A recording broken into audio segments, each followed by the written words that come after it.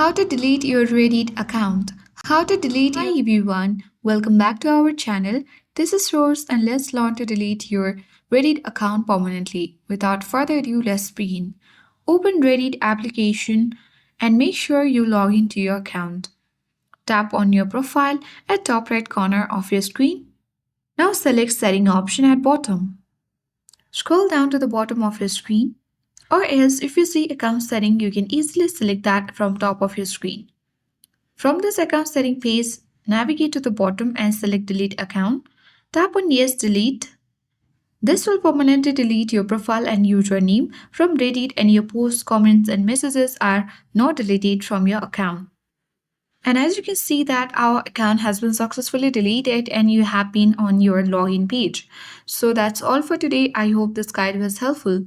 If it was, then do like, share, comment and don't forget to subscribe. Thank you for watching and I'll see you in the next video.